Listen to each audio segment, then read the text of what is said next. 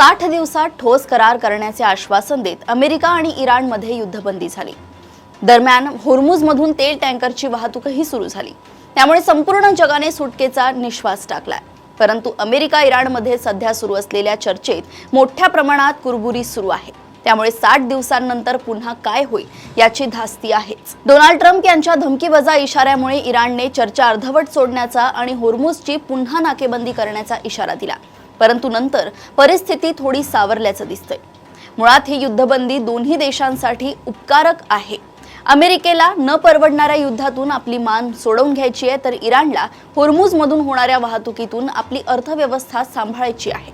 शिवाय अमेरिकेने गोठवलेला निधी देखील इराणला परत मिळणार आहे। त्यामुळेच चर्चेदरम्यान कुरबुरी झाल्या तरी चर्चा प्रगतीपथावर असल्याचं दिसतंय।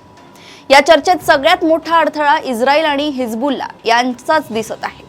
लेबनॉनवरील इस्रायली हल्ले सध्या थांबले असले तरी लेबनॉनमध्ये घुसलेले इस्रायली सैन्य अजूनही माघारी आले नाही आणि आपण माघार घेणार नसल्याचे इस्रायल वारंवार सांगत आहे।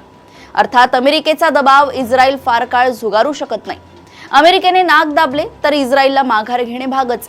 त्यावेळी हिजबुल्लावर इराण कितपत नियंत्रण ठेवू शकतो हा देखील एक प्रश्नच आहे। इराणला न जुमानता हिजबुल्लाने इस्रायलवर हल्ले सुरू केले तर इस्रायलकडून प्रत्युत्तर मिळणारच आणि त्या परिस्थितीत इराण अमेरिका चर्चा संकटात सापडू शकते। तात्पर्य, अमेरिका इराण चर्चेत त्या देशांपेक्षा इतरांचाच अडथळा मोठा असल्याचं दिसतंय। चर्चेत होत असलेल्या कुरबुरी त्यामुळेच आहे।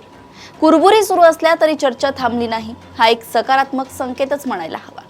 अशाच घडामोडी व अपडेट सोबत पुन्हा भेटूया देशोन्नती संपादकीयमध्ये। बघत रहा देशोन्नती। नमस्कार।